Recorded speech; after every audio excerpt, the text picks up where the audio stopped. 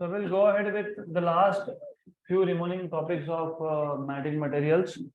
उसमें से जो पहला टॉपिक हमारा बाकी है that is called as hysteresis. तो hysteresis मतलब क्या, we will see in detail in a while. So hysteresis you will see in three different context. तीन अलग अलग context में आप hysteresis ये टॉपिक सीखोगे. एक है ICE केस. IC मतलब internal combustion engine. To be very on the spot, some kind of machine. Machine के केस में आप भी एक हिस्टेरेसिस नाम का टॉपिक आएगा. It is basically related to combustion engines. एक इलेक्ट्रिसिटी में भी आता है इलेक्ट्रिक हिस्टेरेसिस करके. And one topic that we will study is in this case of magnetism. तो हिस्टेरेसिस का मतलब क्या है? बेसिकली ये this is one kind of a loop. एक पर्टिकुलर शेप ऑफ लूप को हम लोग बोलते हैं हिस्टेरेसिस. तो it is kind of a geometrical figure, close loop, जिसको हम लोग हिस्टेरेसिस बोलते हैं. तो यहाँ पे हम hysteresis we will be studying in case of ferromagnetic substances. तो do you remember what are ferromagnetic substances? Ferromagnetic substance क्या था? What is ferromagnetic substance? ध्यान यहाँ चाहिए. I start again. हमारा एक लास्ट 2-3 टॉपिक थे which are related to ferromagnetic substances. उसमें से जो पहला टॉपिक है that is called as hysteresis. ये हिस्टेरेसिस क्या है we will see in detail. Very simple and very interesting concept. And as I told you, ये हिस्टेरेसिस नाम का टॉपिक अलग अलग कॉन्टेक्स्ट में आता है. We are studying this for ferromagnetic materials. तो पहले अच्छे से आइडिया समझ लो. और थ्योरेटिकल कॉन्सेप्ट है तो I will not write down theory here, I will just explain the concept here. तो basically hysteresis is a plot. एक ग्राफ है, क्लोज लूप है, उसको हम लोग बोलते हैं हिस्टेरेसिस. तो क्लोज लूप है मतलब एक ग्राफ पे प्लॉट करेंगे. ग्राफ के दो एक्सिस आएंगे, एक एक्स एक्सिस होगा, एक वाई एक्सिस होगा.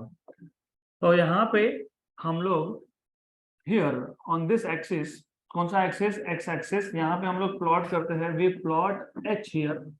You know what is H? Magnetising field. और यहाँ पे हम लोग प्लॉट करेंगे total field. Total field is B. और आपको फॉर्मूलाज पता होने चाहिए. You must know the basic formulas. सबसे पहले आपको पता होना चाहिए what is H. H is N into I. Then you should know what is B0. What is B0? Mu 0 Ni.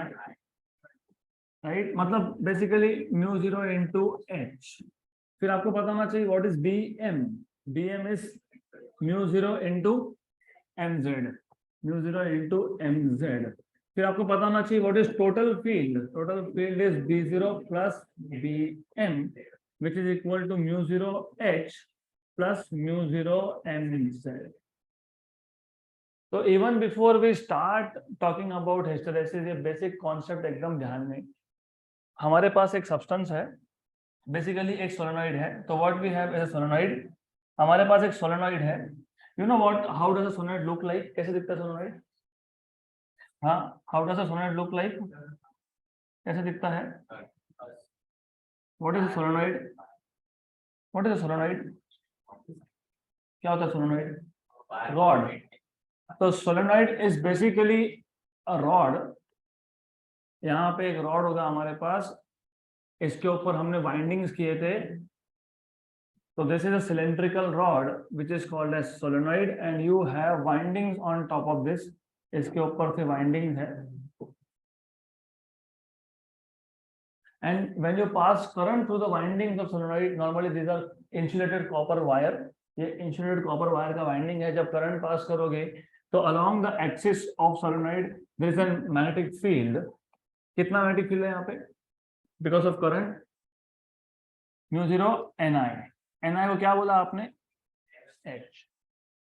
मैं जानबूझ के स्लो स्टार्ट कर रहा हूँ क्योंकि लिंक लगाना पड़ेगा आपका. एक दिन गैप पड़ता है तो भूल जाते हो, तो भूलना नहीं है. हिस्टेरेसिस मतलब एक क्लोज्ड लूप है. Close loop of a particular shape. क्योंकि मैंने आपको बताया था क्लोज लूप अलग अलग शेप के हो सकते हैं. You can have close loop in the form of circle, you can have close loop in the form of rectangle, you can have close loop in the form of square. यहाँ पे एक particular shape का loop बनेगा और उस loop को हम लोग बोलेंगे हिस्टेरेसिस. ये हिस्टेरिसिस कॉन्सेप्ट क्या है पहले वो समझ लो। To understand hysteresis we are talking hysteresis in the context of magnetism and to be very on the spot we are talking in terms of ferromagnetic substances.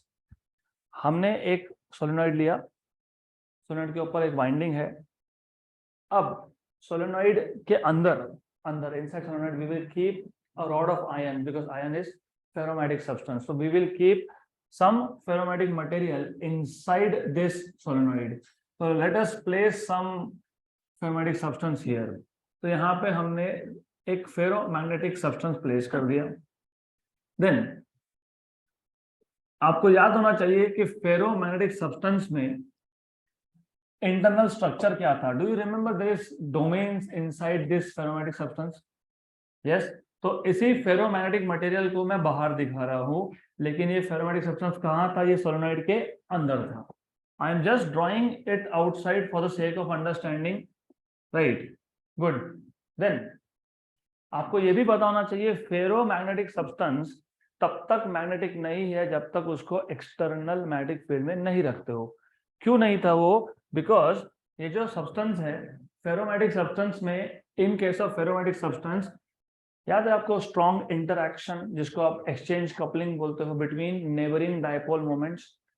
Ferromagnetic substance was made up of atoms which has net dipole moment as non zero, और हर एक atom के पास dipole moment था, और ये जो net dipole moment है of each atom it will strongly interact with its neighbour. तो ये स्ट्रॉन्ग इंटरैक्शन को हमने नाम दिया था एक्सचेंज कपलिंग या फिर एक्सचेंज इंटरैक्शन। और एक्सचेंज कपलिंग या एक्सचेंज इंटरैक्शन की वजह से इस मटेरियल के अंदर छोटे छोटे रीजन बनते हैं जिसमें सारे के सारे डाइपोल मोमेंट्स एक ही डायरेक्शन में अलाइंड होते हैं, और स्मॉल रीजन को क्या बोलते हैं हम? डोमेन्स। तो यू विल सी कि inside this you will find small regions, और हर एक रीजन के अंदर due to the strong exchange coupling जितने भी डाइपोल मोमेंट्स है, all of this dipole moments are oriented in the same direction.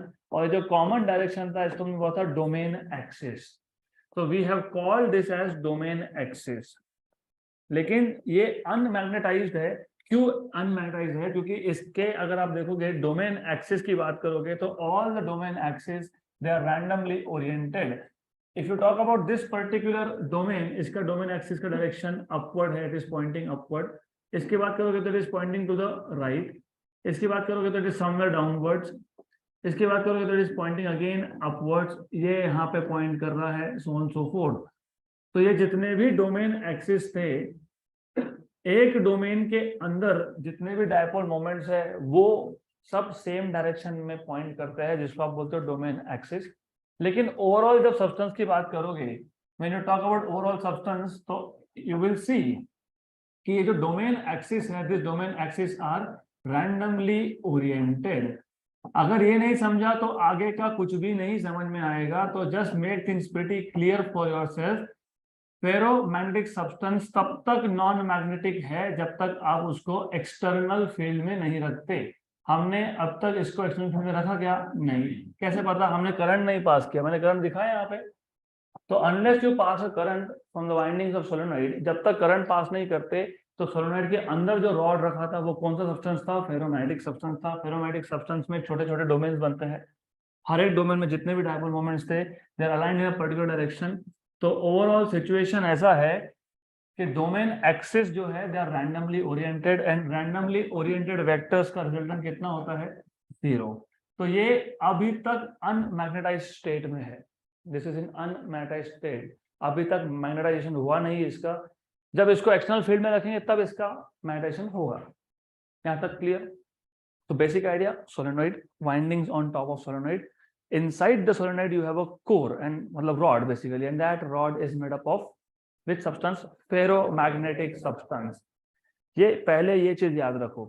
अब क्योंकि यहाँ पे दो सब्सटेंस है, दो सब्सटेंस मतलब एक तो वाइंडिंग है और एक खुद फेरोमैग्नेटिक सब्सटेंस है, तो टोटल मैग्नेटिक फील्ड दो जगह से आएगा। एक आएगा ड्यू टू करंट जिसको आप बोलते हो Ni, जिसको आप बोलते हो H, उसका नाम क्या था? Magnetising field. और दूसरा मैग्नेटिक फील्ड का कंट्रीब्यूशन कहाँ से आएगा? मटेरियल से।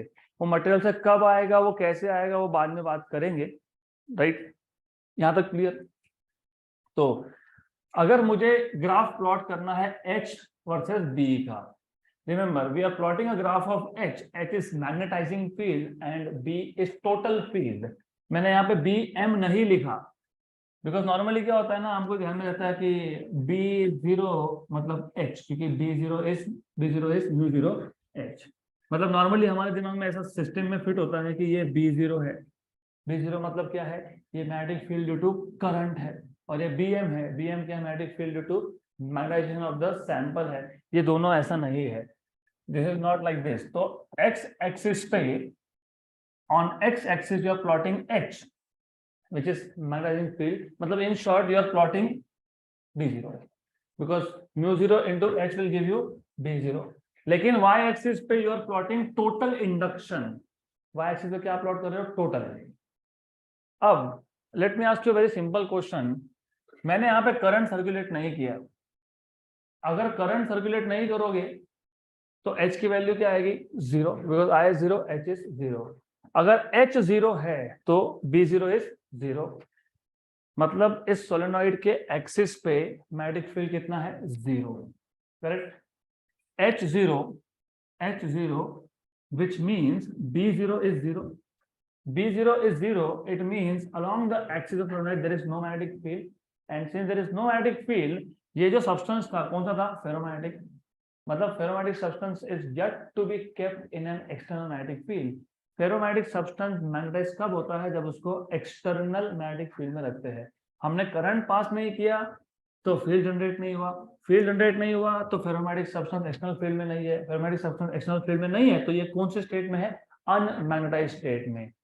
मतलब जब H की वैल्यू 0 है तो हमको मैग्नेटिक फील्ड का कंट्रीब्यूशन, टोटल मैग्नेटिक फील्ड का कंट्रीब्यूशन ना B0 से मिल रहा है ना BM से मिल रहा है, बोथ आर 0. यहाँ तक क्लियर.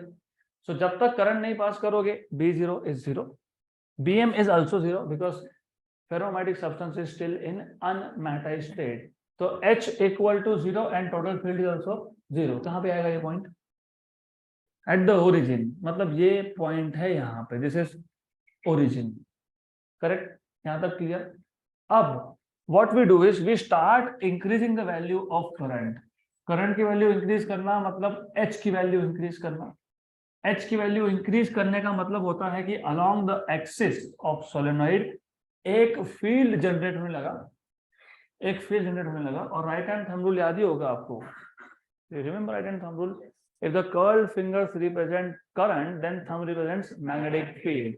तो मैं अगर इस वाइंडिंग में से करंट सर्कुलेट करता हूं, जैसे करंट पास किया तो एक मैग्नेटिक फील्ड जनरेट होगा and that magnetic field will be along the axis. अभी मत बोलना अपोजिट आएगा, इधर आएगा, वो किधर भी आएगा, left to right, right to left, but it will be along the axis. ये पता होना चाहिए, it will be along the axis. Is this clear, यहां तक क्लियर. अब रिमेंबर, करंट की वैल्यू बढ़ाने का मतलब है H की वैल्यू बढ़ाना. मतलब ये जो पॉइंट है, मैं अगर I बढ़ा रहा हूं तो क्या बढ़ा रहा हूं, H. तो ये पॉइंट कहां शिफ्ट होगा, to the right. With increase in current H will increase, hence this point will start shifting to the right. तो हम धीरे धीरे करंट बढ़ाएंगे, 1 ampere, 2 ampere, 3 ampere, 4 ampere, 5 ampere तक करेंगे. लेकिन करंट बढ़ने के साथ मैग्नेटिक फील्ड बढ़ा कहां पे, अलोंग द एक्सिस. जैसे ही मैग्नेटिक फील्ड बढ़ा अलोंग द एक्सिस, ये जो फेरोमैग्नेटिक सब्सटेंस था वो किस में आ गया, एक्सटर्नल मैग्नेटिक फील्ड में. जैसे ही वो एक्सटर्नल मैग्नेटिक फील्ड में आएगा, ये जो डायपोल एक्स, ये क्या थे, डोमेन एक्सिस थे. ये जो डोमेन एक्सिस थे, they start interacting with this field. जैसे ये इंटरैक्ट करेंगे तो they start rotating, they start aligning themselves in the direction of field. बराबर, करेक्ट. मतलब H के साथ B0 इंक्रीज हुआ, B0 के साथ BM इंक्रीज हुआ. क्यों BM इंक्रीज हुआ, क्योंकि क्या हो रहा है, सैंपल का magnetisation. Because as you are increasing current, H is increasing and this H will give you B0. B0 is the magnetic field along the axis of solenoid. और along the axis of solenoid आपने एक ferromagnetic substance भी रखा है. तो ferromagnetic substance आ गया external magnetic field में, और एक्सटर्नल मैग्नेटिक फील्ड के साथ डोमेन एक्सिस इंटरैक्ट करता है, और डोमेन एक्सिस क्या करता है, खुद को रोटेट करता है. यहां तक क्लियर. जितना जितना तुम करंट बढ़ाओगे, the more is the current, more is this field. बढ़ते जाएगा. जितना ये फील्ड बढ़ेगा उतने ज्यादा डोमेन एक्सिस क्या होंगे, रोटेट होंगे. मोर is the current, more is the value of B0, more is the value of B0, and you will start seeing कि यहाँ पे ये जो डोमेन एक्सिस थे they start aligning themselves in the direction of external field. और जब ये rotation होता है सारे के सारे डोमेन के अंदर जितने भी डायपोल मोमेंट है सारे के सारे एक साथ रोटेट होते हैं because of strong coupling, right. एक एक नहीं होगा, पूरे के पूरे एक साथ। और जब ऐसा होता है तो डोमेन का बाउंड्री क्या होता है, डिस्ट्रॉय होता है। मतलब this particular stage will bring you to a situation where all the domains are already collapsed, right? मतलब what have you understood? H की वैल्यू बढ़ेगी, मतलब ये पॉइंट कहाँ शिफ्ट होगा, टू द राइट। लेकिन H की वैल्यू बढ़ने के साथ B0 बढ़ा, B0 बढ़ने के साथ BM बढ़ा, क्योंकि मैग्नेटाइजेशन भी बढ़ रहा है।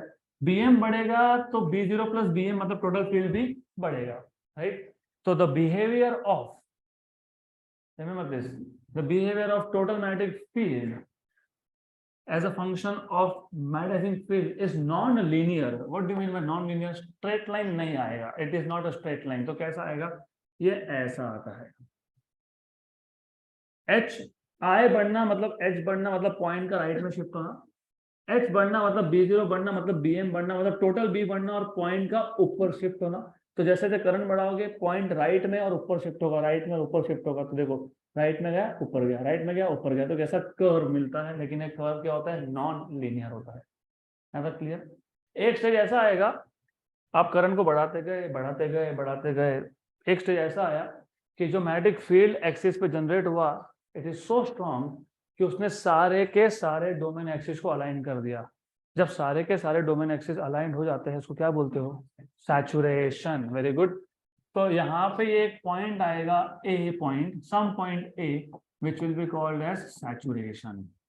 तो ये आ गया saturation, this is the point of saturation. तो follow this arrow will basically is important here। तो arrows डालना भूलना नहीं, right? So with increase in the value of I, the graph is going from O to A। with increase in current H is increasing, H के साथ B0 बढ़ा, B0 के साथ BM बढ़ा, दोनों बढ़ गए तो B भी इंक्रीज हुआ तो B भी इंक्रीज हुआ। एक से जैसा आया जहां पे सैचुरेशन हो गया तो this curve is O to A। अब अगर आपको याद होगा ये जो मैग्नेटिक सब्सटेंसेस होते हैं फेरो, पैरा या फिर dia, they also exist in gaseous form. Ferromagnetic gaseous form में थोड़ा कम एग्जिस्ट करता है, लेकिन आप उसको एज अ गैस ट्रीट कर सकते हो। You can treat this as a gas. मान सकते हो कि गैस का थ्योरी भी अप्लाई कर सकते हैं यहाँ पे। तो अगर गैस का थ्योरी अप्लाई कर सकते हो तो you need to remember one thing, if you can apply theory of gases, अगर आप इसको गैस मानते हो तो इस पे रिवर्सिबल और इरिवर्सिबल प्रोसेस के कॉन्सेप्ट भी एप्लीकेबल है। याद है क्या, reversible and irreversible process, thermodynamics.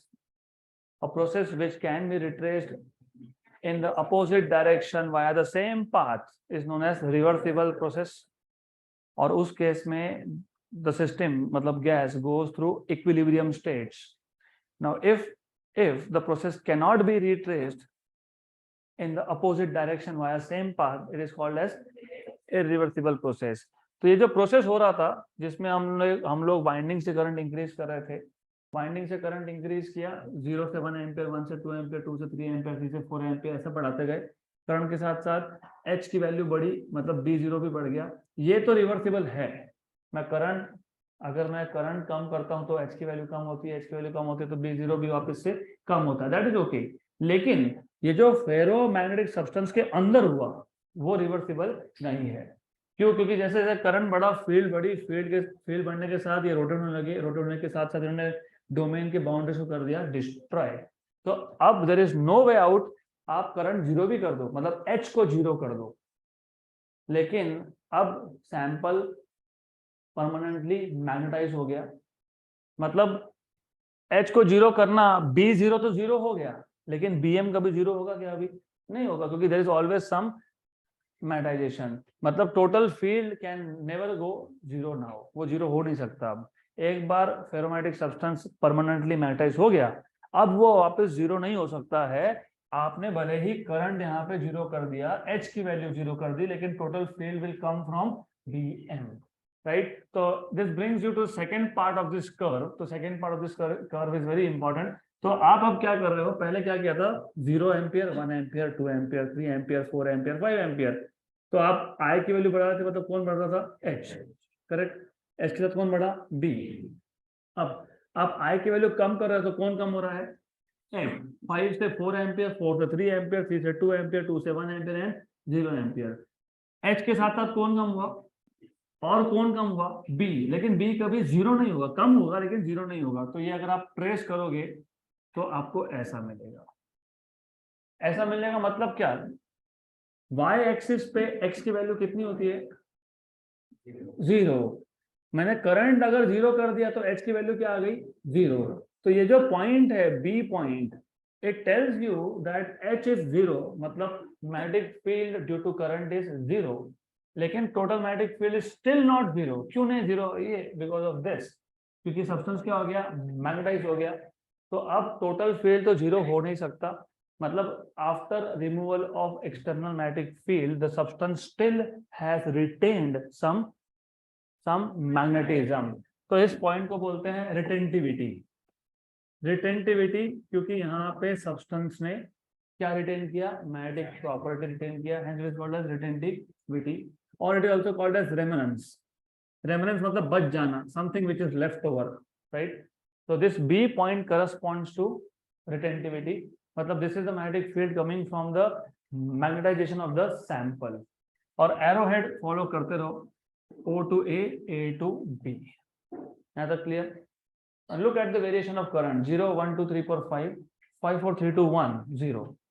पहले पॉजिटिव डायरेक्शन में करंट इंक्रीज किया था, अभी हम क्या करेंगे, अब नेगेटिव डायरेक्शन में जाएंगे। अब हम लोग -1 एम्पियर, -2 एम्पियर, -3 एम्पियर और -4 एम्पियर करेंगे। वो कैसे करते हैं, पहले अगर आपने करंट क्लॉकवाइज सर्कुलेट किया था तो अभी एंटी क्लॉकवाइज कर लो, राइट। तो पहले हमने अगर करंट को क्लॉकवाइज सर्कुलेट किया था तो अभी क्या करेंगे, एंटी क्लॉकवाइज।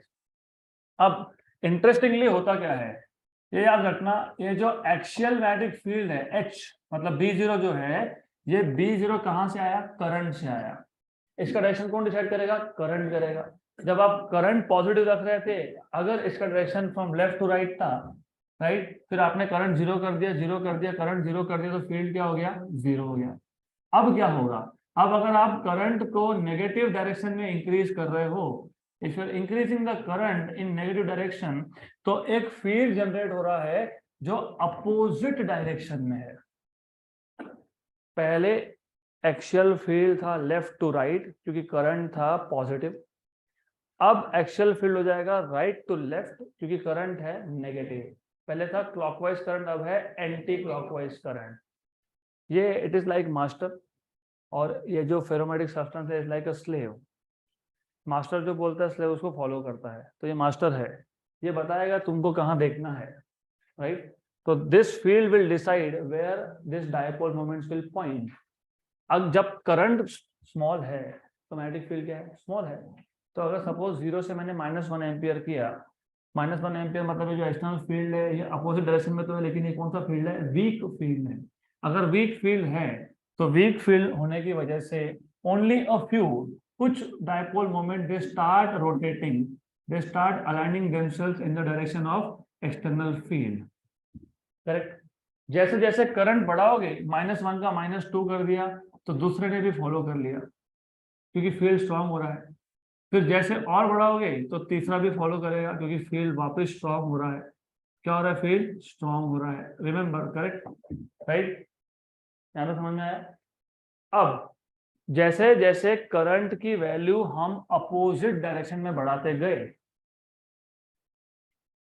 एच मतलब B0 ये नेगेटिव डायरेक्शन में बढ़ते गए, तो ये नेगेटिव डायरेक्शन में बढ़ना मतलब पॉइंट का कहाँ आना, टू द लेफ्ट। जब पॉजिटिव करंट था, आई इंक्रीज हुआ तो एच भी इंक्रीज हुआ। फिर जब वैल्यू करंट की कम कर रहे थे तो एच भी कम हुआ। अब वैल्यू करंट की नेगेटिव कर रहे हो तो एच की वैल्यू बढ़ेगी लेकिन नेगेटिव डायरेक्शन में बढ़ेगी, तो ये पॉइंट कहाँ जाएगा, to the left, correct, right. तो एच का डायरेक्शन तो समझ में आ गया, ये पॉइंट कहाँ चाहिए, to the left. B B ऊपर क्या नीचे वो सोचना है। बी जो है ना, क्योंकि दो चीज साथ में हो रही थी, increasing the value of I मतलब increasing the value of H मतलब increasing the value of B, तो ये पॉइंट जा रहा था to the right and upwards. यहाँ तक clear. Decreasing the value of H मतलब decreasing the value of B, तो पॉइंट आ रहा था लेफ्ट एंड डाउनवर्ड, सिर्फ जीरो नहीं हुआ क्योंकि सब्सटेंस परमानेंटली मैग्नेटाइज हो गया।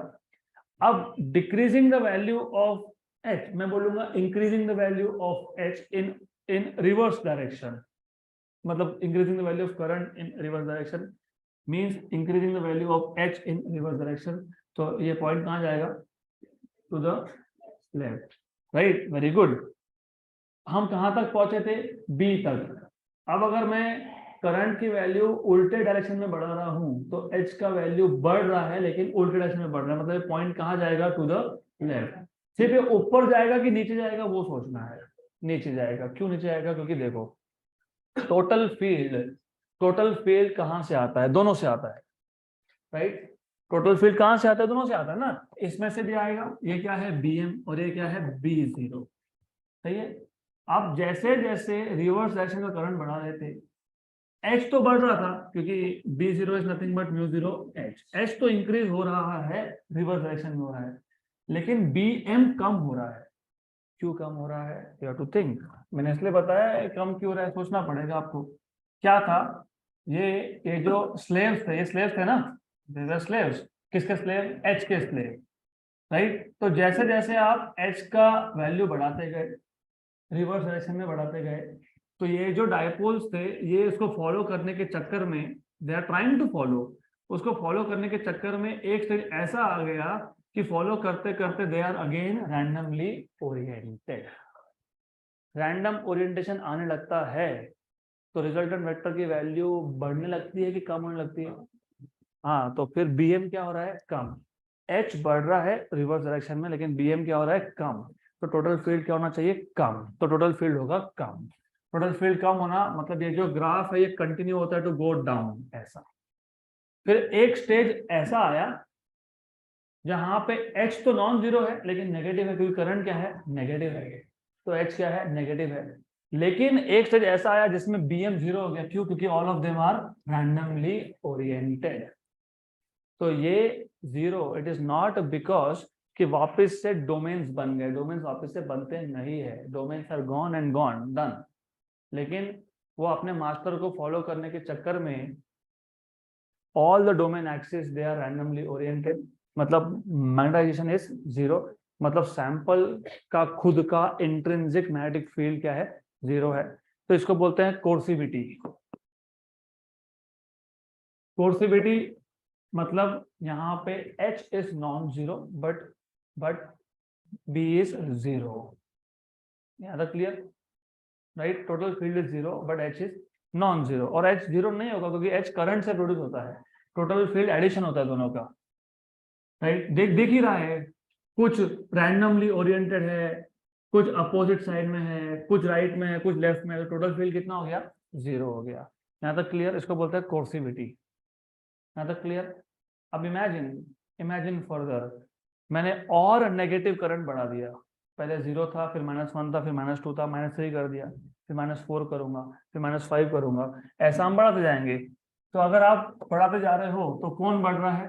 B0। कौन सी डायरेक्शन में बढ़ रहा है? रिवर्स डायरेक्शन में। और विथ इंक्रीजिंग B0 ये क्या कर रहे हैं? खुद को अलाइन कर रहे हैं। They are aligning themselves in the direction of B0। They're aligning themselves in the direction of B0, right. तो एक सिचुएशन वापस से ऐसा आने वाला है जिसमें सारे के सारे डायपोल्स क्या हो जाएंगे? अलाइन हो जाएंगे, राइट। लेकिन कौन से डायरेक्शन में आ जाएंगे? रिवर्स डायरेक्शन में। तो वापस एक बार सैचुरेशन आएगा, तो you will have saturation once again. तो एक बार वापस से सैचुरेशन आने वाला है, you will see that there is saturation once again here. तो वापस से ऐसा करते करते एक बार आ गया सैचुरेशन। इस पार्ट को हम नाम दे देंगे C, इसको बोल देंगे D।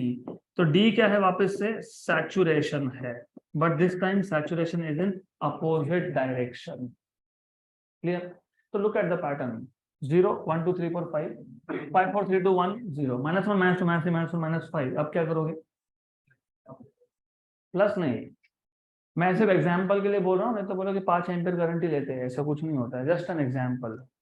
पहले आपने पॉजिटिव करंट लिया, मतलब you were increasing current in one direction, 0 ampere, 1 ampere, 2 ampere, 3 ampere, 4 ampere, 5 ampere, 6 ampere 7 ampere जितने भी एम्पियर पे सैचुरेशन आ गया रुक गए वहां पे। फिर आपने करंट कम करना स्टार्ट किया, 5 था मैक्सिमम, तो फिर 4, फिर 3, फिर 2, फिर 1, फिर 0। फिर आपने करंट इंक्रीज किया लेकिन रिवर्स डायरेक्शन में किया, और रिवर्स डायरेक्शन में बढ़ाते गए, -1, -2, -3, -4, -5 सैचुरेशन आया। फिर वापस क्या करोगे, -4, -3, -2, -1, 0। करेक्ट। जब आप करंट को कम कर रहे हो तो करंट कम करने के साथ क्या कम कर रहे हो, एच कम कर रहे हो, इसके साथ क्या कम कर रहे हो, B0 कम कर रहे हो। इस सब का अलाइनमेंट क्यों हुआ था, बिकॉज ऑफ B0। B0 कम होगा तो ये क्या करेंगे, ये वापस से घूमने लगेंगे, they will start basically going into random direction again, बराबर, राइट। मतलब वापस से BM क्या होने लगेगा, 0 होने लगेगा, BM 0 होने लगेगा, राइट। Remember this. तो ये ग्राफ वापस ऐसा आने लगेगा। ऊपर रिटेंटिविटी था, what was retentivity, remaining magnetic field of ferromagnetic substance in the positive direction। वापस से एक स्टेज ऐसा आया, आप करंट कम कर रहे हो, भूलो मत, you are decreasing current, current कम करते गए करते गए करते गए करते गए, एक स्टेज ऐसा आया करंट इज 0। करंट 0 मतलब ये हो गया 0। अब ये जब हो गया 0 तो अभी भी कुछ डायपोल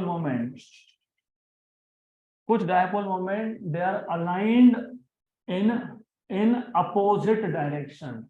बाकी तो रैंडम हो गए, ये तो कैंसिल हो गया रैंडम होके, लेकिन सब्सटेंस के अंदर कुछ डायपोल मोमेंट अभी भी ऐसे है, those were perfectly aligned but in the opposite direction.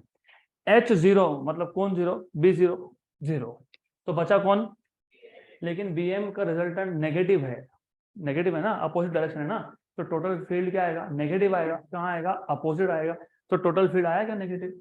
तो this is again retentivity but in opposite direction. इसको नाम देंगे हम लोग, ये D हो गया, इसको बोलेंगे E। यहाँ तक क्लियर, इज दिस क्लियर। अब वापस से करंट 0 हो गया, H0 हो गया, अब वापस पॉजिटिव करंट करो, 0, 1, 2, 3, 4, 5। जैसे जैसे करंट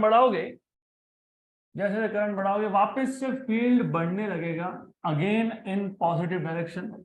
जैसे जैसे फील्ड बढ़ेगा इन पॉजिटिव डायरेक्शन, वापस से डायपोल मोमेंट क्या करेंगे, खुद को अलाइन करने लगेंगे इन द डायरेक्शन ऑफ फील्ड, अपने मास्टर को फॉलो करेंगे, right. So they will start orienting again in the direction of the field. तो ऐसा वापस से करते करते करते करते जितना ज्यादा करंट होगा उतना ज्यादा क्या होगा, H, जितना ज्यादा H होगा उतना क्या होगा, B0, जितना ज्यादा B0 होगा उतना क्या होगा। तो एक स्टेज क्या आएगा वापस से, saturation. So again you will see it is increasing and reaching saturation। तो ये गया E से यहाँ पे आया F पॉइंट, वापस से आ गया A पे, करेक्ट। तो ये जो लूप बनता है इसको हम लोग बोलते हैं hysteresis. So this is hysteresis for the case of ferromagnetic substance. यहाँ तक क्लियर। तो स्टार्टिंग पॉइंट याद रखना, मैं एक बार रिपीट कर देता हूँ, पर this time not with so many diagrams, I will just keep it very basic concept. हमारे पास एक सोलेनॉइड है, we have a solenoid, remember this, we have a solenoid. Now ये जो सोलेनॉइड है, इस सोलेनॉइड के ऊपर वाइंडिंग है, this windings are normally copper windings. तो ये कॉपर के वाइंडिंग्स है। जब तक इस सोलेनॉइड में करंट नहीं है, अगर करंट नहीं है तो सेंटर पे मैग्नेटिक फील्ड नहीं है, सेंटर पे मैग्नेटिक फील्ड नहीं है मतलब ये फेरोमैग्नेटिक सब्सटेंस जो है ये एक्स्ट्रामैग्नेटिक फील्ड में नहीं है। और अगर ये एक्स्ट्रामैग्नेटिक फील्ड में नहीं है तो इसके डोमेन एक्सिस रैंडमली ओरिएंटेड है। डोमेन एक्सिस रैंडमली ओरिएंटेड है मतलब मैग्नेटाइजेशन 0 है। मैग्नेटाइजेशन 0 है तो मैग्नेटिक फील्ड 0 है, और करंट का तो वैसे भी 0 था, तो दोनों क्या है, 0 0 है। तो ये दोनों 0 0 है, तो ये पॉइंट कहाँ है, ओरिजिन पे है। ये यहाँ पे क्या प्लॉट कर रहे थे आप, H, यहाँ क्या प्लॉट कर रहे थे आप, B। तो दोनों 0 0 है। अब जैसे ही मैंने यहाँ से करंट पास करना स्टार्ट किया, जैसे ही करंट पास होगा, करंट पास होने के साथ साथ एक मैग्नेटिक फील्ड इंटेंसिटी मतलब H यहाँ पे जनरेट होने लगेगा अलोंग द एक्सिस। क्योंकि यहाँ पे H along the axis produce हो रहा है, इसका मतलब ferromagnetic substance is now in an external magnetic field. And external magnetic field क्या करता है, ये सारे के सारे डोमेन एक्सिस को रोटेट करने का काम करता है। डोमेन एक्सिस रोटेट होने का मतलब ये होता है कि जो सैंपल था अब तक अनमैग्नेटाइज था, अब क्या हो रहा है, मैग्नेटाइज हो रहा है। मैग्नेटाइज होने का मतलब ये है कि B0 तो बढ़ ही रहा है क्योंकि करंट बढ़ रहा है, लेकिन साथ साथ में BM भी बढ़ रहा है, मतलब दोनों ही इंक्रीज हो रहे हैं। दोनों इंक्रीज होगा, टोटल फील्ड भी क्या होगा, इंक्रीज होगा। टोटल फील्ड का इंक्रीज होना मतलब you will get such a graph, non linear graph. तो ये आप आ गए O से लेके A तक। A पॉइंट पे हुआ क्या, A पॉइंट पे ऐसा हुआ कि जो H था वो इतना स्ट्रांग है कि उसने सारे के सारे डायपोल मोमेंट को कर दिया अलाइन, मतलब आ गया सैचुरेशन, राइट। मतलब आप करंट 0 से मैक्सिमम करंट तक गए, अब आप करंट को वापस से क्या ला रहे हो, 0 पे। H की वैल्यू भी क्या होगी, कम, क्योंकि करंट की वैल्यू कम होना मतलब इसकी वैल्यू भी क्या होना, कम होते जाना, राइट। लेकिन वो सब्सटेंस था फेरोमैग्नेटिक, अगर आपने I की वैल्यू 0 कर दी, H 0 हो भी गया, तो सब्सटेंस रिमेन्स मैग्नेटाइज्ड। मैं ये नहीं बोल रहा हूँ कि कंप्लीटली मैग्नेटाइज रहेगा, लेकिन देयर विल बी मैग्नेटाइजेशन। मतलब इवन दो H इज 0, मतलब B0 इज 0, लेकिन BM is not 0, and since BM is not 0, total field is also not 0। Total field 0 नहीं होने की वजह से करंट तो तुमने कम कर दिया, करंट कम करते गए करते गए करते गए, करंट तो 0 हो गया, H 0 हो गया, लेकिन टोटल फील्ड 0 हुआ क्या, नहीं हुआ। तो सब्सटेंस ने कुछ मैग्नेटिज्म रिटेन कर लिया, इसलिए इस पॉइंट को क्या बोला था हमने, रिटेंटिविटी या फिर रेमनेंस, बचा पूछा लेफ्ट ओवर, इसको बोलते हैं रेमनेंस, राइट। तो this is left over value of magnetism of the rod of ferromagnetic substance. फिर ये करंट 0 हो गया वापस से, अब करंट क्या करोगे, नेगेटिव साइड में इंक्रीज करोगे। करंट को नेगेटिव साइड में इंक्रीज करना, -1 -2 -3 ऐसा बढ़ाना, इसका मतलब ये जो सेंटर पे एक्सिस पे जो फील्ड जनरेट हो रहा था, अब ये फील्ड हो जाएगा अपोजिट डायरेक्शन में। अब ये फील्ड अपोजिट डायरेक्शन में जनरेट होने लगा। अपोजिट डायरेक्शन में फील्ड जनरेट होने का मतलब क्या होता है, मतलब ये होता है कि अब ये जो एक्सटर्नल फील्ड है ये मैग्नेटिक एक्सिस को, जिसको डोमेन एक्सिस बोला था हमने, ये डोमेन एक्सिस को इन्फ्लुएंस करेगा, इंटरैक्ट करेगा, और इसको ये क्या करेगा, रोटेट करवाएगा। It will start rotating, right. तो ये रोटेट होगा रोटेट होगा रोटेट होगा, ऐसे रोटेशन चालू हो जाएगा। Now the rotation is going in opposite direction. इसका मतलब जैसे ही आपने H का वैल्यू नेगेटिव साइड में बढ़ाना चालू किया, करेक्ट, तो हो ये रहा है, H तो इंक्रीज हो रहा है इन नेगेटिव डायरेक्शन, मतलब H की वैल्यू माइनस बढ़ती जा रही है, it is increasing but in negative direction. लेकिन एक्सटर्नल फील्ड, टोटल फील्ड, देखो the idea is total field is BM plus B0। Look at the situation, you will find कि B0 तो opposite direction में है, लेकिन BM मतलब magnetic material का जो मैग्नेटाइजेशन है वो कहाँ पे है, अभी भी राइट साइड में, ये कहाँ है, लेफ्ट साइड में है। तो two equal but opposite vectors में कैंसल आउट ईच अदर। तो एक ऐसा स्टेज आ सकता है जिसमें H तो 0 नहीं है, क्योंकि करंट है तो H 0 नहीं है, लेकिन B0 और BM दोनों इक्वल एंड अपोजिट हो गए। तो इस केस में इक्वल एंड अपोजिट होना, इसका मतलब H is not 0 but total field is 0। इसको हमने बोला था कोर्सिविटी, करेक्ट, मतलब क्लियर, पक्का पक्का, गुड। तो ओवरऑल इतना स्ट्रक्चर अगर आप प्रॉपरली ड्रॉ करते हो, I will draw this structure in one single curve. तो if you draw this structure you will see something like this, ऐसा आएगा वो, राइट। यहां तक आ गए, ये C पॉइंट था, ये कौन सा पॉइंट था, B पॉइंट था। अब आप क्या कर रहे हो, अब आप वापस से H की वैल्यू जो है वो नेगेटिव साइड में बढ़ा जा रहे हो, मतलब -2 के बाद -3 ampere, -4 ampere, -5 ampere, -6 ampere value बढ़ाते जा रहे हो। किसके लिए बढ़ा रहे हो, करंट की। कौन सी डायरेक्शन में बढ़ा रहे हो, अपोजिट डायरेक्शन में बढ़ा रहे हो। मतलब किसके वैल्यू बढ़ा रहे हो, ये वैल्यू बढ़ा रहे हो। ये वैल्यू इंक्रीज करने का मतलब क्या होता है, ये जो, हाँ, जो डोमेन एक्सिस थे, domain axis they start aligning again but now in opposite direction। एक स्टेज ऐसा आएगा, इतना ज्यादा B0 हो जाएगा अपोजिट डायरेक्शन में, तो क्या होगा, सबके सब all the domain axis of ferromagnetic substance they will align in the same direction, मतलब वापस से क्या आने वाला है, सैचुरेशन। तो you will have saturation again here, saturation आ गया। इस पॉइंट को हमने बोला था D point, this is saturation but in opposite direction. फिर वापस से आप करंट जीरो करने लगते हो, -5 -4 -3 -2, करंट जीरो करना मतलब क्या जीरो कर रहे हो, एच। तो एच जीरो करते करते, एच जीरो करना मतलब फील्ड कम करना, राइट, याद रखना। एच जीरो मतलब बी जीरो जीरो, राइट, लेकिन बी एम जीरो होगा क्या, नहीं होगा, मतलब टोटल फील्ड तो कम हो रहा है, लेकिन जब एच जीरो हुआ, बी जीरो जीरो हुआ, लेकिन टोटल फील्ड जीरो हुआ क्या, तो उस केस में हुआ क्या, फिर उस केस में हुआ ऐसा, ये जीरो हो गया, लेकिन यहाँ पे अभी भी डायपोल मोमेंट्स ऐसे हैं जो टू द लेफ्ट पॉइंट कर रहे हैं, and if you have dipole moments pointing to the left, you still have magnetic field in opposite direction.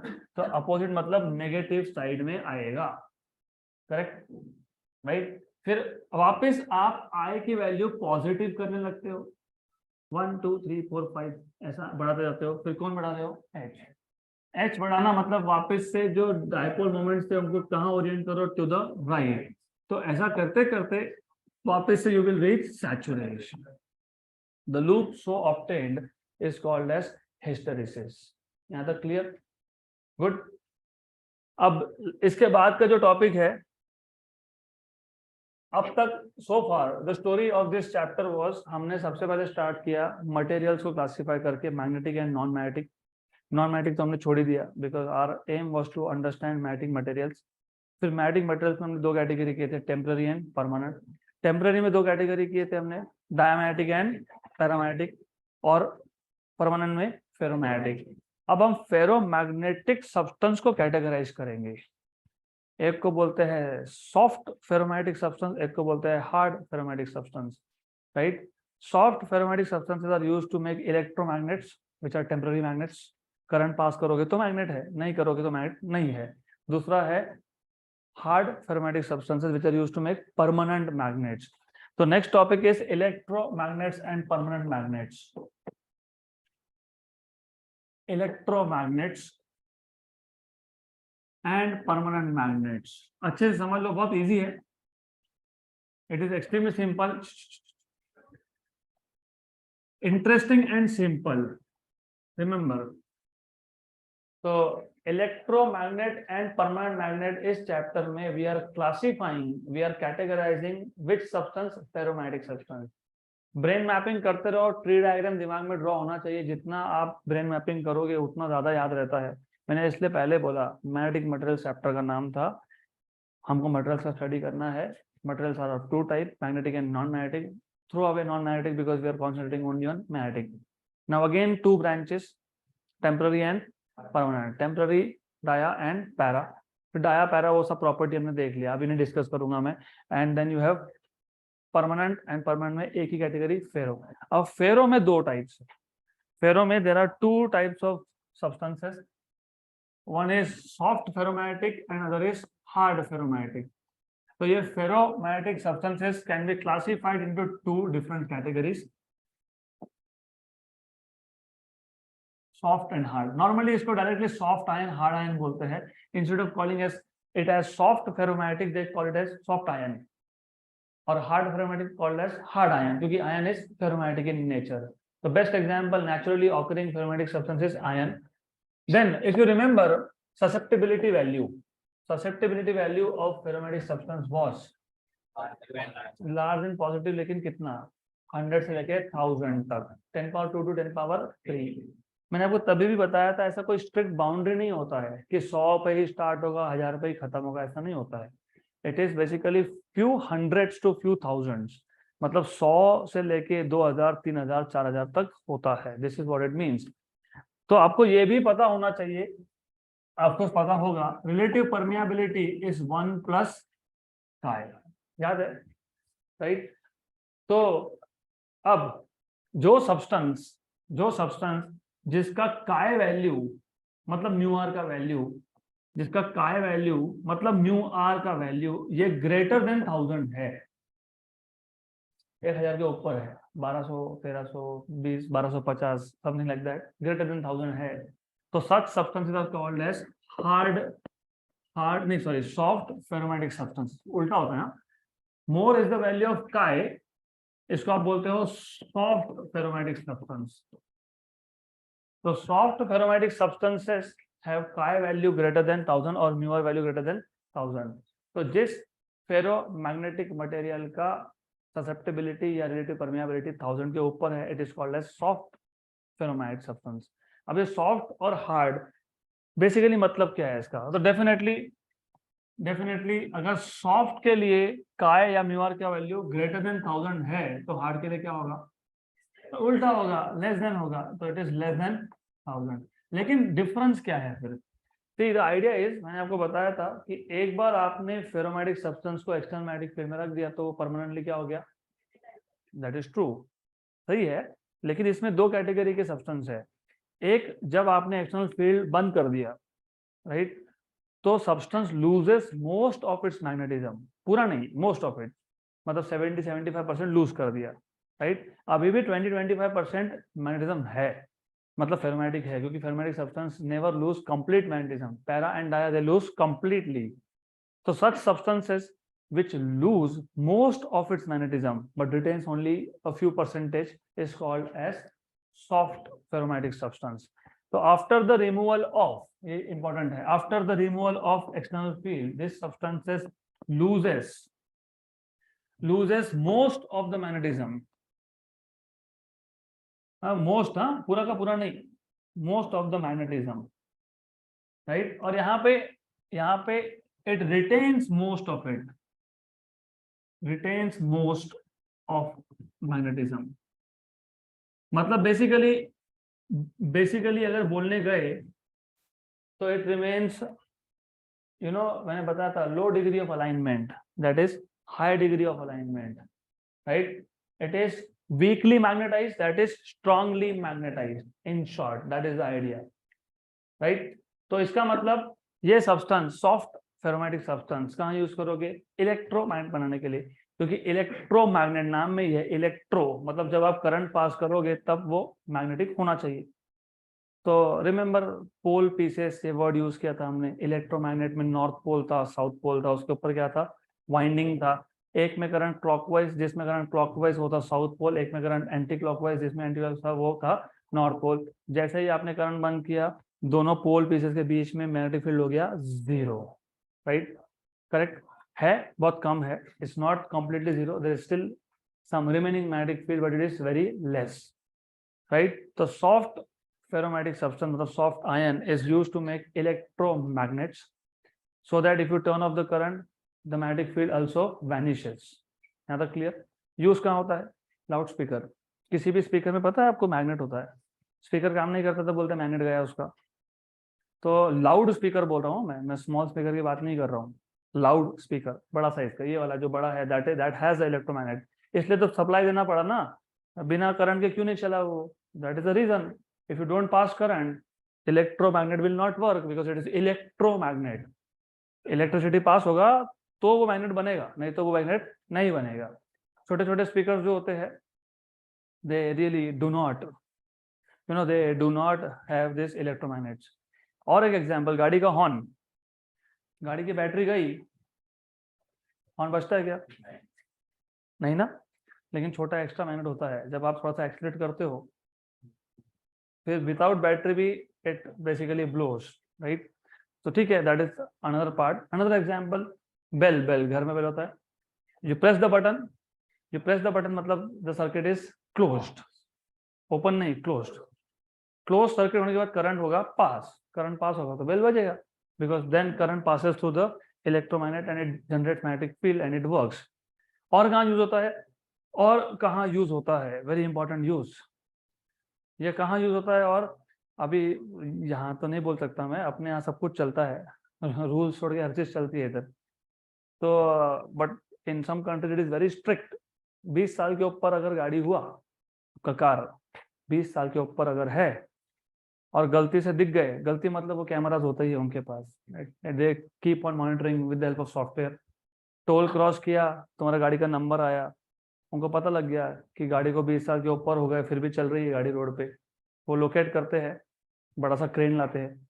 अभी गाड़ी तो 2-3 टन का तो होगा ना, 2-3 हजार किलो का तो होगा ही। तो वो किससे बनता है? मेटल से। वो बड़ा सा क्रेन होता है।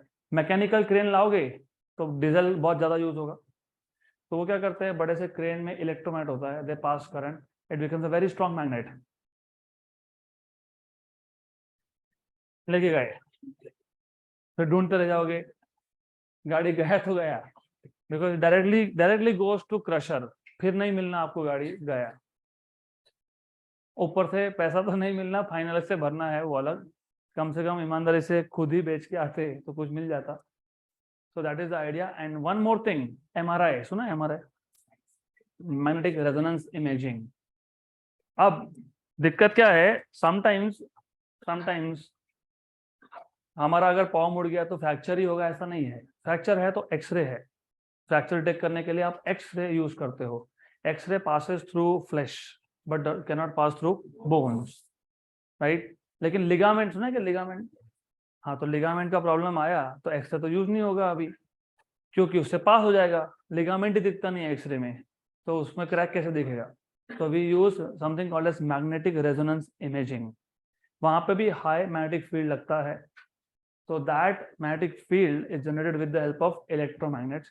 And remember, याद रखना, you are going to be future doctors में भी। और एक चीज याद रखना, अगर किसी का एक्सीडेंट हुआ है और अगर बॉडी में इम्प्लांट्स है, जिसको हम रॉड बोलते हैं, रॉड, तो सेकेंड टाइम आपको कुछ प्रॉब्लम हुआ, आप चेक करने गए, लिगामेंट चेक करने गए, और उसने पूछा कि कुछ मेडिकल हिस्ट्री है क्या, ईमानदारी से बता देना। हम लोग इंश्योरेंस बचाने के चक्कर में झूठ बोलते हैं बहुत। वो क्यों पूछते हैं? क्योंकि अगर आपके बॉडी के अंदर इम्प्लांट्स है और अगर आप एमआरआई मशीन के अंदर गए और अगर वो मैग्नेटिक फील्ड बहुत हाई हुआ, तो नो गारंटी कि जिंदा भी रहोगे कि नहीं, यू कैन नॉट से। तो that is why you have to declare everything कि आपके बॉडी में कुछ एक्सटर्नल इम्प्लांट्स है कि नहीं, वो बताना पड़ता है वहां पे। तो एमआरआई में भी ये इलेक्ट्रोमैग्नेट यूज होते हैं। What about hard ferromagnetic materials? Permanent magnets, right? These are permanent magnets. इसका ज्यादा यूज है नहीं। We do not use this to at very, I mean sophisticated devices में यूज होता नहीं है। होता है ये क्यों? क्योंकि हमको कंटिन्यूअसली मैग्नेटिक फील्ड चाहिए नहीं, हमको जब चाहिए तब करंट पास कर देंगे। Number 2, it has a range of values of magnetic field, very small to very large. Loud speaker में कितना ही होगा, कितना होगा, 10⁻², -3 टेस्ला होगा, वेरी स्मॉल। और एमआरआई में कितना होगा, वेरी लार्ज। तो depending on the current you can generate very large fields. Hard ferromagnetic substances, they are basically used to make permanent magnet. तो टॉपिक का नाम इसलिए था electromagnets, they are made using soft ferromagnetic substances, and permanent they are made using hard ferromagnetic substances. यहाँ तक clear? अब एक जो लास्ट टॉपिक है, that is called as magnetic shielding. What does this magnetic shielding means? बिल्कुल गड़बड़ नहीं, absolutely no disturbance. Shielding, what do you mean by shielding? To protect something is called as shielding. अब spaceship में या फिर जो भी रोबो हम लोग भेजते हैं, रोवर भेज दिया मार्स पे, मून पे भेज दिया, वो डेटा एनालिसिस करके फोटो भेजेगा, ये बताएगा, वो बताएगा, सब कुछ बताएगा। लेकिन उसमें जो मशीन जो है, अगर वो एक्सटर्नल मैग्नेटिक फील्ड के साथ रिएक्ट होता है, मतलब इंटरैक्ट करता है, केमिकल रिएक्शन नहीं है, इंटरैक्शन है यहाँ पे, तो इज अ चांस कि वो मशीन खराब हो जाएगा। सो दैट पर्टिकुलर कंपोनेंट और part is suppose to be protected from external magnetic field. तो एक्सटर्नल मैग्नेटिक फील्ड से प्रोटेक्ट कैसे करेंगे उसको? तो फेरोमैग्नेटिक सब्सटेंस अगर आपको डिटेल में पता है, तो remember once I told you, मैंने आपको बताया था कि ये सब्सटेंस ऐसा है कि even in weak magnetic field it becomes strongly magnetised. इसका मतलब क्या? इसका मतलब एक्चुअली ये था कि अगर मैंने एक फेरोमैग्नेटिक सब्सटेंस को एक्सटर्नल मैग्नेटिक फील्ड में रखा, तो वो मैक्सिमम फील्ड लाइंस खुद के अंदर एब्जॉर्ब कर लेता है। मतलब हाई इंटरेक्शन की वजह से, because of the high interaction, strong interaction of ferromagnetic substance with extramagnetic field, magnetic field lines are crowded inside the substance, and outside there are only few. That is the idea here. अगर आप एक ferromagnetic substance को एक्सटरमैग्नेटिक field में रखते हो तो due to strong interaction most of the field lines of external magnetic field they are crowded inside the substance, leaving only a few magnetic field lines outside. बाहर कुछ ही छोड़ दिए, बाकी सारे के सारे इसने खुद ने ले लिए मतलब इंटरेक्शन हो रहा है वो. यहाँ तक क्लियर? पक्का क्लियर? श्योर? राइट. अब ये प्रॉपर्टी याद रखना. This property tales you that ferromagnetic substance strongly interacts with external magnetic field. Hence, external magnetic field lines are crowded inside the ferromagnetic substance, leaving only a few field lines outside.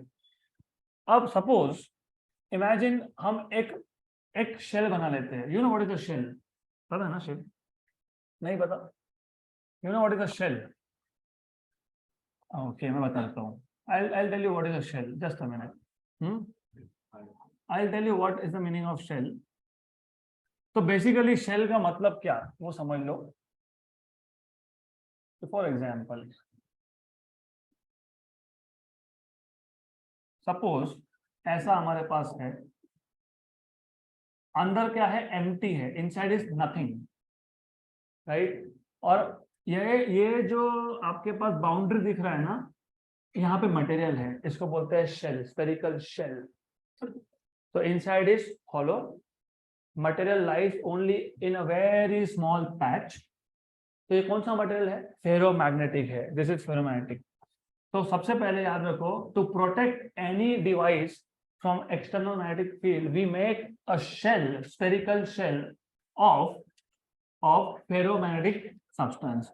और जिस किसी component को, जिस किसी machine को हमको protect करना था, उस मशीन को हमने रख दिया शेल के अंदर. इसको शेल के अंदर रखने से क्या हुआ? यहाँ पे रख दिया. अब इससे क्या होगा? इससे ऐसा होगा, look at this property.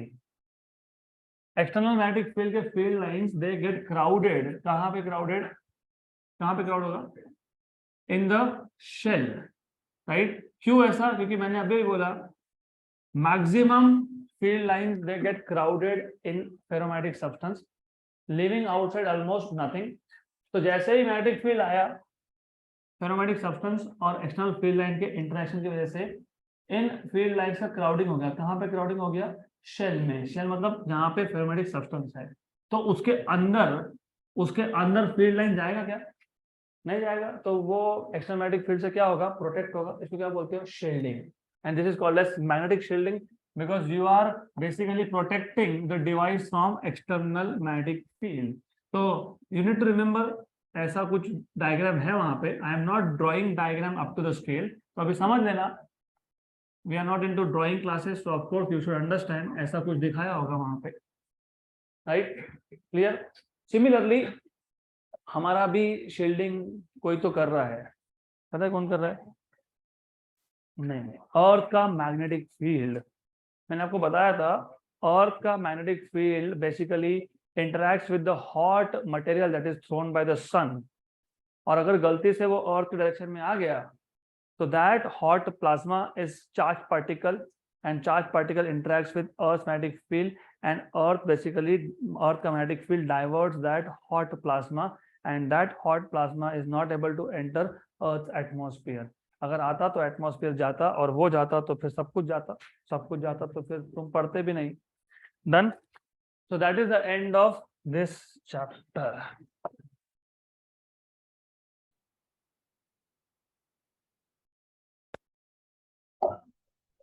So we'll continue with remaining questions for magnetic materials. आखिरी के 3 questions बाकी है.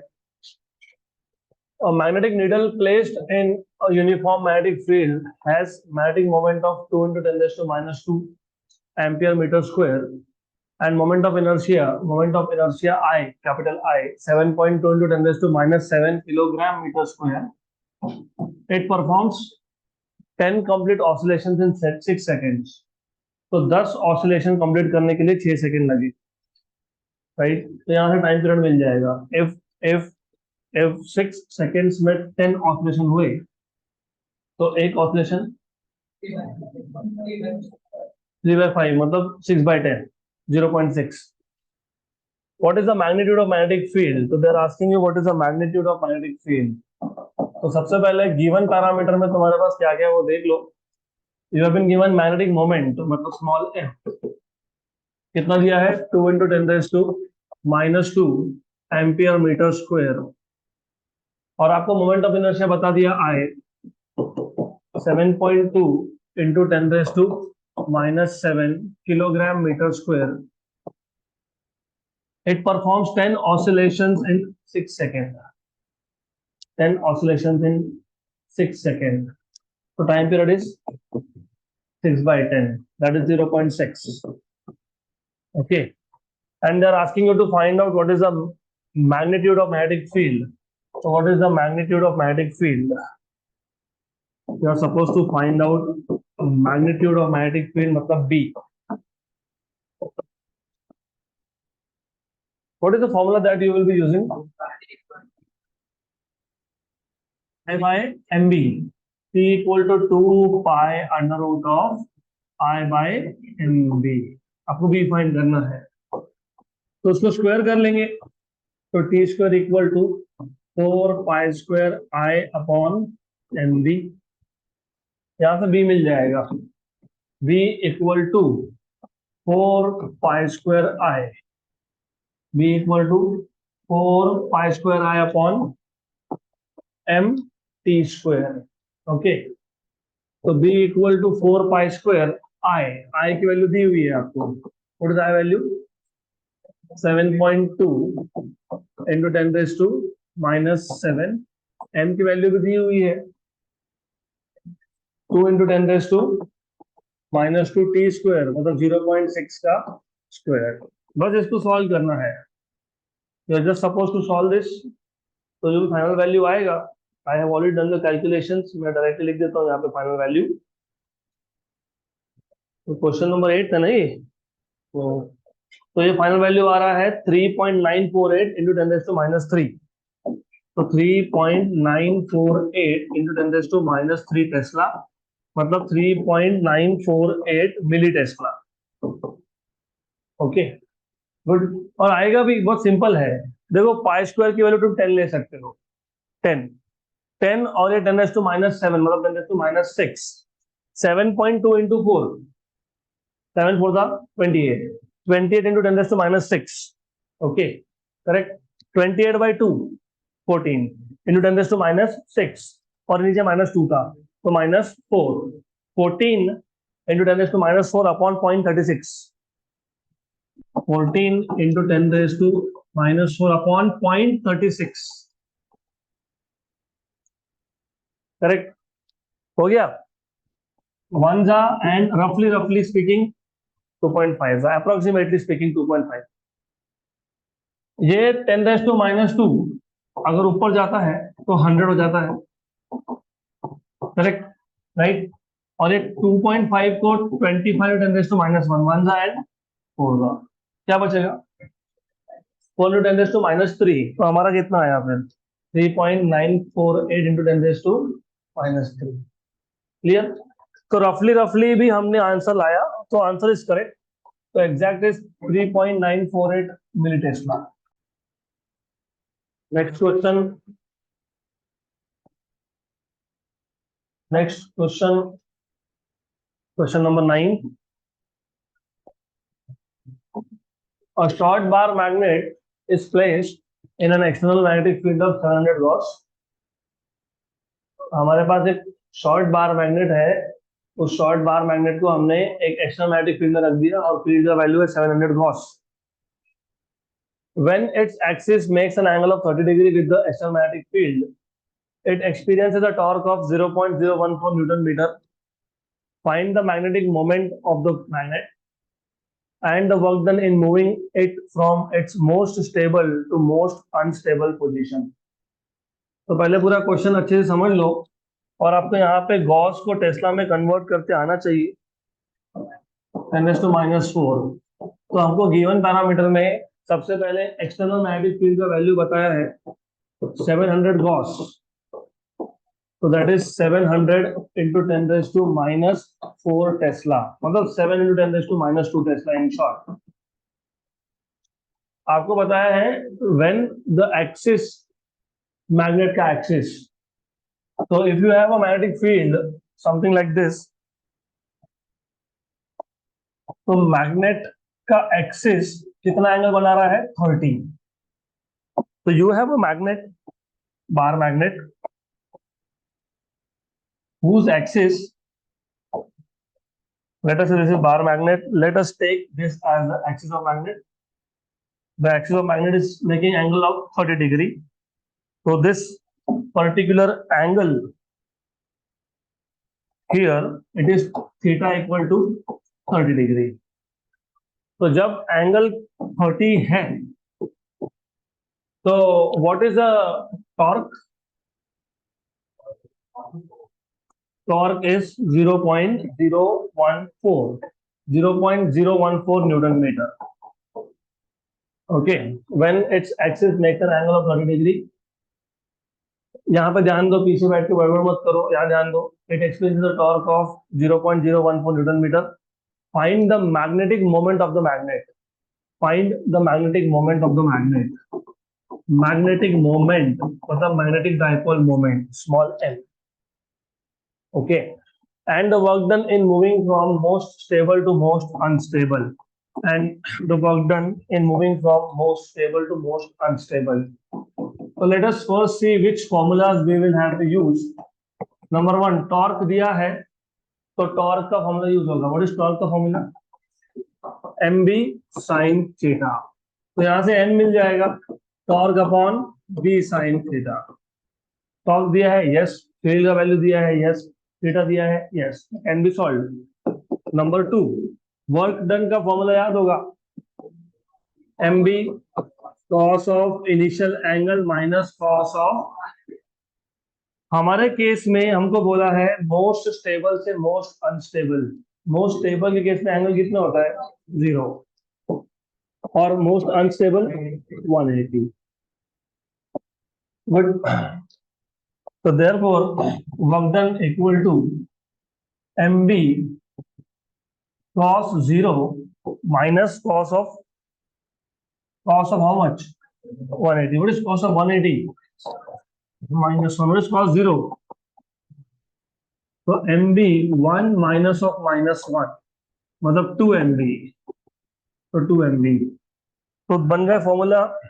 अभी आपको सिर्फ वैल्यू सब्स्टिट्यूट करके सॉल्व कर लेना है। तो m equal to torque upon b sine theta. Torque है 0.014, b की वैल्यू है 7 इंटू 10⁻⁻²। तो मैं इसको भी लिखता हूँ ना 14 इंटू 10⁻³ चलेगा ना। Sine of 30 1 and 2 into 10⁻⁴।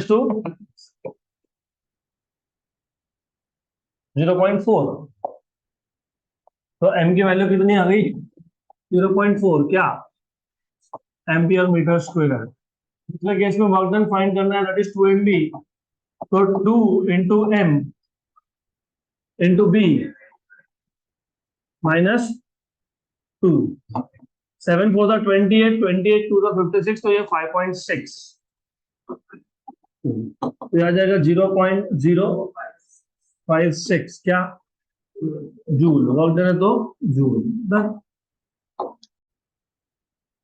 One last question of this chapter. Next question. Question number 10. A magnetic needle is suspended freely so that it can rotate freely in the magnetic meridian. In order to keep it in the horizontal position, a weight of 0.2 gram is kept on one end of the needle. If the pole strength of this needle is 20 ampere meter, find the value of vertical component of Earth's magnetic field. तो मैंने बोला कि one last question. तो जो question है question number 10, I will put this as an assignment for you. क्योंकि मैं question number 11 लेने वाला हूँ, तो ये सॉल्व करोगे। और सिंपल क्वेश्चन है, एक मैग्नेटिक नीडल है, you know what is magnetic needle, of course it gives you direction north to south. It can rotate freely in magnetic meridian, मैंने कल भी बताया था what is the meaning of magnetic meridian. In order to keep it in horizontal position, उसको आपको horizontal position में रखना है, तो उस पर एक वेट लगा दिया तुमने, नीडल के एक एंड पे 0.2 ग्राम का मास लगा दिया, m into g will become weight, pole strength of the needle is 20 ampere meter, find the value of vertical component of Earth's magnetic field, so you should try this by yourself. अगला question, question number 11, ये ज्यादा relevant है, इसको solve करना ज्यादा जरूरी है, तो will solve this first. The susceptibility of paramagnetic material is काय एट 27 डिग्री सेल्सियस, मतलब 300 केल्विन पे ससेप्टेबिलिटी है काय। At what temperature it's susceptibility will be काय बाय 3। तो बेसिकली आपको क्वेश्चन में टेम्परेचर T1 दिया हुआ है 27 डिग्री सेल्सियस, मतलब 300 केल्विन, और 300 केल्विन पे ससेप्टेबिलिटी की वैल्यू बोला है काय, और ससेप्टेबिलिटी की वैल्यू काय बाय 3 कौन से टेम्परेचर पे होगा, ऐसा आपसे पूछा है, राइट। तो हमको सबसे पहले ससेप्टेबिलिटी और टेम्परेचर में रिलेशन बनाना पड़ेगा। इनवर्सली प्रोपोर्शनल है, यस, लेकिन कहां से आया वो भी देखना पड़ेगा। पैरामैग्नेटिक सब्सटेंस है ना, तुम इनवर्सली प्रोपोर्शनल डायरेक्टली तुम फेरोमैग्नेटिक का रेफरेंस देके बोल रहे होंगे, तो पैरामैग्नेटिक सब्सटेंस है। पैरामैग्नेटिक सब्सटेंस में हमने क्यूरीज लॉ ऑफ पैरामैग्नेटिज्म देखा था, उसमें susceptibility was not inversely proportional to temperature, it was magnetization which was inversely proportional to temperature. Property में दिया है, चलो ठीक है, एक बार वापस हम लोग डिराइव कर लेंगे फिर। तो susceptibility is inversely proportional temperature दिया है आपको, लेकिन कहां से आया वो देख लेंगे। Do you remember what was Curie's law? थोड़ा Curie's law, magnetization is inversely proportional to, and magnetization is directly proportional to external magnetic field, ठीक है। तो दोनों को कंबाइन कर दिया तो B बाई T, तो mz equal to some constant C, Curie constant. What is magnetization? chi h, तो chi h इज C, व्हाट इज B याद है क्या? Mu h, H H cancel, तो chi equal to C mu by T, C constant है, mu भी constant है, तो chi is inversely proportional to T, तो यहां से आता है वो। Okay, then solution is simple, तो T is inversely proportional to chi, तो T2 बाई T1 इज काय1 बाई काय2, T2 बाई T1, T1 कितना है 300, व्हाट इज काय1 काय, व्हाट इज काय2 chi by 3, cancel and cancel, 900 kelvin, तो डिग्री सेल्सियस में कितना 627, हो गया क्वेश्चन खत्म, डन।